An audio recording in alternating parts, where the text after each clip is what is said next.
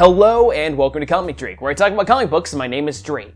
There's a reason why DC's flagship fighting game is called Injustice: Gods Among Us. And that's because one of the main points of DC Comics' version of storytelling is that they are about characters who are pretty much gods in terms of power living amongst men. And yes, while there are some characters with varying degrees of powers in terms of strength and stuff like that, by and large, most of DC's characters are extremely overpowered. But today I want to take a look at some of my favorites and share with you guys why exactly these guys are so OP.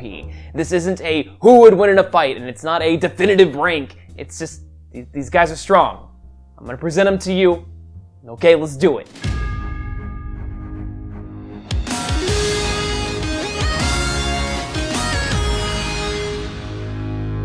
Okay, look, let's talk about the obvious elephant in the room before we go any further.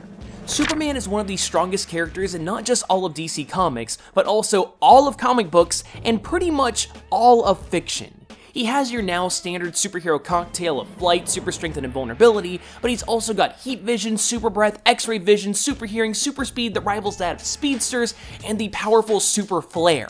On top of that, Superman's only real weakness and vulnerabilities are kryptonite, magic, sometimes chi, and being out of the sun for too long. He has absolutely no limits in terms of raw physical power and continues to be literally as strong as the writers want him to be. Everybody knows this, but we just need to get Supes out of the way for now. Angry fanboys, subside your rage, we have more. Zatanna is one of those characters that a lot of people know of, but not a lot about. On the surface, she really doesn't seem like much, but in fact, Zatanna is one of the most powerful magic users in the DC universe. Her backwards magic lets her pretty much do anything from magic bolts to flight to memory wipes to healing, and that is just the tip of the iceberg. Zatanna is one of the go-to people in the superhero community when it comes to dealing with problems of the magical and or occult variety, and has stood toe-to-toe with some powerful foes. This is one performer that you do not want to mess with. You guys might know him as Captain Marvel under Fawcett Comics before they were bought out by DC, but during the height of his popularity, Shazam was actually more popular than freaking Superman, which is pretty interesting considering that the characters have a lot in common right down to how they look.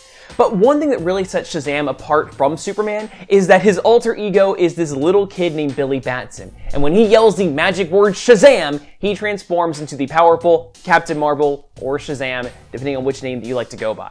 Which, let's be honest, is probably the most awesome alter ego ever. Shazam has the wisdom of Solomon, the strength of Hercules, the stamina of Atlas, the power of Zeus, the courage of Achilles, and the speed of Mercury.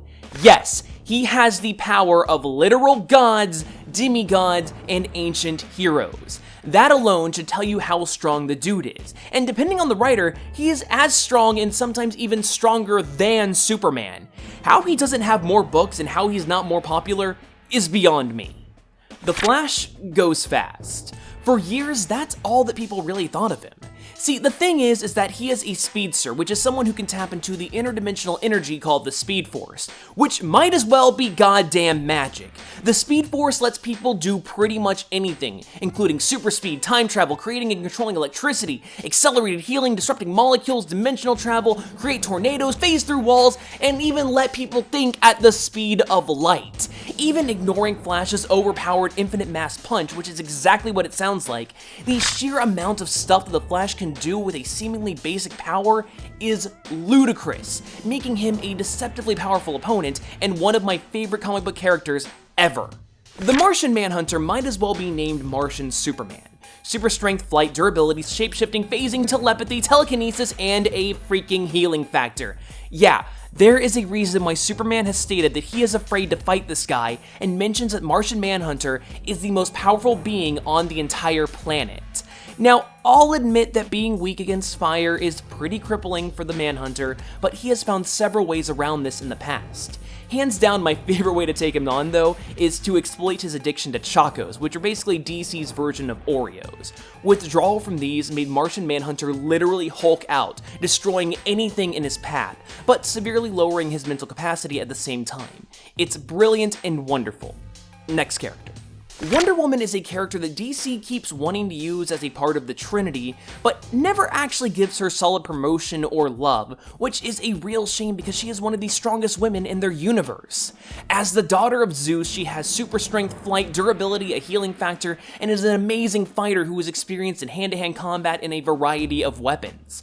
Plus, let's not forget that her Lasso of Truth and Bracelets of Submission add significantly powerful defense and versatility to her arsenal. She has literally usurped the title of God of War from Ares, and Batman himself has noted that Wonder Woman doesn't have any sort of real weaknesses. And my god, that's terrifying. She is an incredibly powerful character that deserves way more attention than just the female superhero that's great at being merchandised. Dr. Fate was a character that used to be way more popular, but has now been relegated to guest appearances and as someone to go to when magic stuff goes down.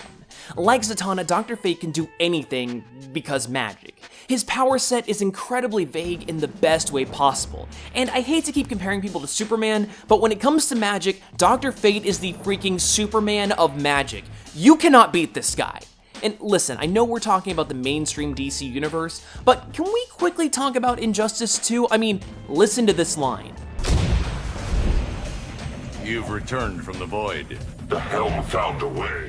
Okay, so let's have a quick nerdy rant for a second. So the void is heavily tied into the source, and they can kind of be interpreted as the paper that comic books are written on.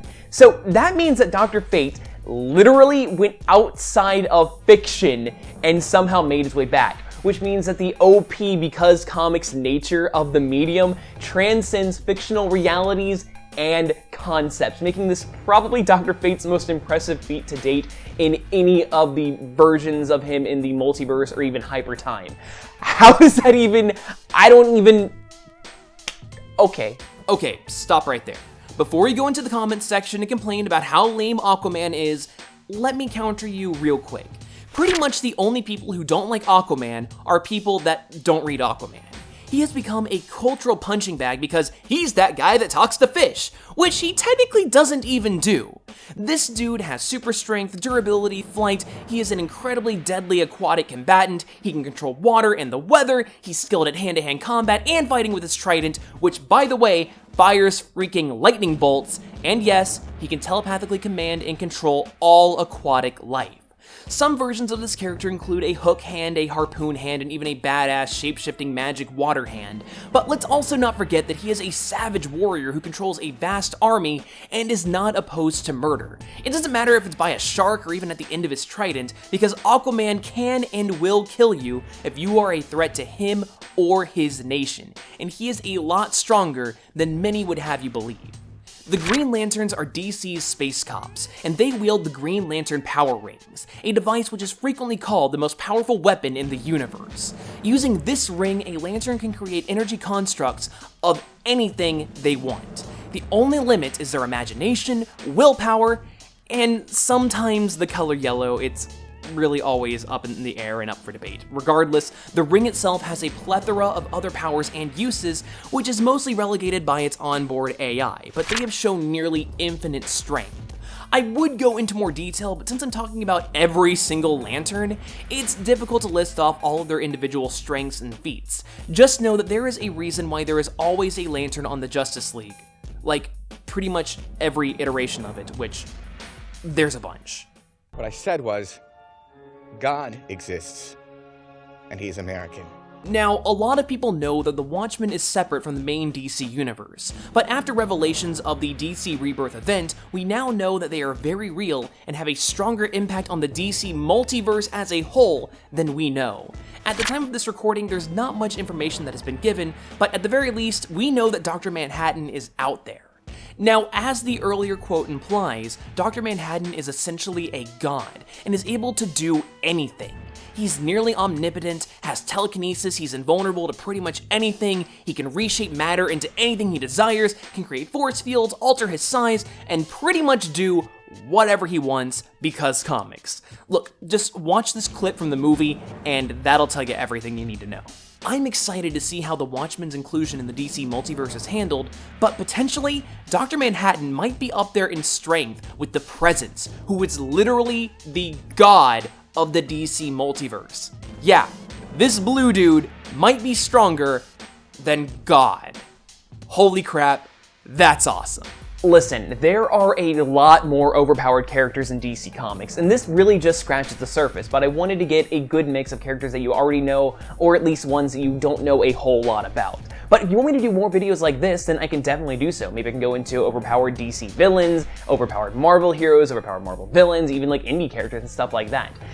This has been a fun video, and I really think that it'll open the door to some new formats here on the channel. So, hey, thanks for dropping by. Of course, this video would not be possible without the support of the amazing guys over on Patreon. And a huge shout out to Yehoshua, Flores, Edgar, Avalos, Bonnie Davies, Ashley Donson, Billy Lewis, and Tim Wyllis. You guys are super awesome. You can see even more names of the people that supported the show down there in the description below. But if you think the show is worth a damn, then I would really appreciate it if you drop by the Patreon and at least take a look at the awesome perks we're able to give you guys for supporting the show and making this possible. I have a lot of fun making these, and I really hope that you guys have as much fun watching them as I enjoy creating them and researching them. Anyway, if you want to see more videos, then, you know, drop by. Take a look at what we got. We got some playlists. We got some other fun stuff. It's good stuff. Bing bada boom. I'm leaving here. Goodbye.